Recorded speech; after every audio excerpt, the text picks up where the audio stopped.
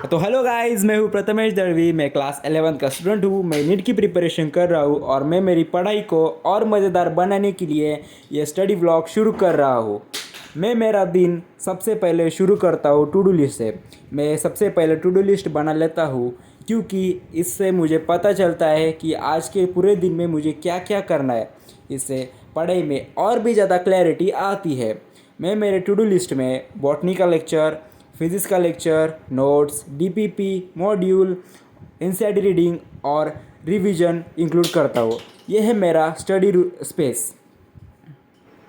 मैं द्रोणा नीट से नीट की प्रिपरेशन कर रहा हूँ। द्रोणा नीट मतलब मिशन जीत प्लेटफॉर्म से है। यहाँ पर आपको सब डीपीपी, मॉड्यूल और हर एक सब्जेक्ट के नोट्स और वीडियोस मिलेंगे और लाइव क्लासेस भी होती है। मैं मेरी पढ़ाई फिज़िक्स के लेक्चर से स्टार्ट करता हूँ। हमें फ़िज़िक्स पढ़ाते हैं महेंद्र सर, जो कि बहुत अच्छे तरीके से और फ्रेंडली होकर हमें पढ़ाते हैं। वो उनके उनसे कॉन्सेप्ट बहुत अच्छी तरह से क्लियर होते हैं और हर एक कॉन्सेप्ट का एग्जांपल दे के ही वो समझाते हैं, जिससे और भी पढ़ाई में क्लैरिटी आती है। और पढ़ाई के बारे में भी सिखाते हैं और डेली लाइफ में भी क्या चेंजेस लाने हैं। 10 से जो स्टूडेंट आता है उसे 11 में बहुत से चेंजेस करने पड़ते हैं अपने पढ़ाई में। वो बहुत अच्छी तरीके से समझाते हैं। वो एकदम फ्रेंडली हमारे साथ रहते हैं, बातचीत भी करते रहते हैं। आप देख ही सकते हैं, बहुत हंसी खेल के साथ हमारा लेक्चर बीतते ही जा रहा है। और मैं लेक्चर के साथ साथ में ही नोट्स बनाना प्रेफर करता हूँ, क्योंकि उससे क्लैरिटी भी आती है और टाइम भी मिलता है।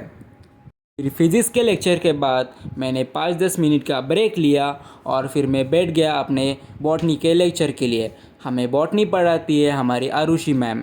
आरुषि मैम बहुत अच्छी तरीके से बॉटनी पढ़ाती है और वैसे भी बायोलॉजी बहुत से स्टूडेंट को अच्छी लगती है और मैम उसे और भी इजी बना देती है अपने कॉन्सेप्ट क्लियरेंस के साथ। मैम के पास बहुत सारा एक्सपीरियंस है, उसे हमारे कॉन्सेप्ट बहुत इजीली मैम क्लियर कर देती है। मैं उसके नोट्स भी साथ साथ ही बनाना प्रेफर करता हूँ। फिर दोनों लेक्चर होने के बाद मैं मेरे भाई के साथ खाना खाता हूँ और उसके बाद जो बचे कुछ नोट्स है वो बना लेता हूँ।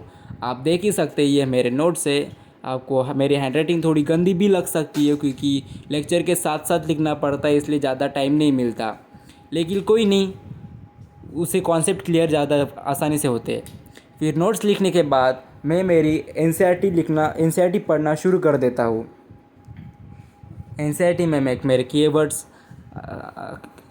कीवर्ड्स हाईलाइट करता हूँ और जो भी शॉर्ट नोट्स हो गए वो एनसीईआरटी के जो स्पेस रहता है बाजू वाला उसमें लिख लेता हूँ। उससे रिवीजन के वक्त आसानी होती है और उससे कॉन्सेप्ट और भी ज़्यादा क्लियर होते हैं और उसे एनसीईआरटी पढ़ने का मन भी करता है, क्योंकि हमारी बायोलॉजी की जो एनसीईआरटी है वो पहले से ही बहुत बोरिंग लगती है। लेकिन जब ऐसे एस्थेटिकली उसके साथ शॉर्ट नोट्स लिखोगे, उसके कीवर्ड हाईलाइट करोगे तो उसमें पढ़ने में मज़ा आएगा।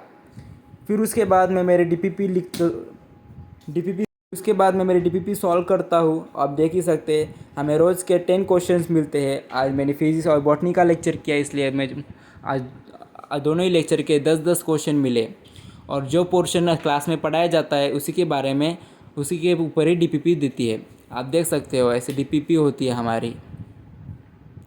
उसी के उसका ही हमें वीडियो सॉल्यूशन भी मिलता है और सॉल्यूशंस के नोट्स भी मिलते हैं, जिससे पढ़ाई में और भी क्लैरिटी आती है। पीपी सॉल्व करने के बाद मैं आ जाता हूँ मॉड्यूल सॉल्व करने। मॉड्यूल में हमें सर टिक मार्क करके देते हैं क्वेश्चन जो आज क्लास में उसके बारे में पढ़ाया है। फिर वो क्वेश्चन हम सॉल्व करते हैं, फिर उसको क्लास में डिस्कस किया जाता है। ये हम मॉड्यूल पीडीएफ के फॉर्म में मिलती है ऐप के ऊपर। आप देख सकते हो, उसमें क्वेश्चंस भी होते हैं बहुत सारे। फिर इतने क्वेश्चंस लगाने के बाद बाकी दूसरी बुक लगाने के लिए टाइम ही नहीं मिलता। हमारे सर कहते हैं अगर यही आपने ठीक ठाक कर लिया तो बाकी करने का कोई काम ही नहीं है। फिर तो फाइनली गाइस, शाम के 5-5:30 बज रहे हैं और मैंने मेरा पूरा टास्क कंप्लीट कर लिया है। फिज़िक्स का lecture, botany lecture, notes, DPP, module, NCERT reading और रिवीजन भी मैंने कर लिया। तो आज का काम मैंने बहुत अच्छे तरीके से कर लिया और जो सेटिस्फैक्शन होता है अपना पूरा टास्क करने के बाद, वो आपको भी पता है कैसा होता है। तो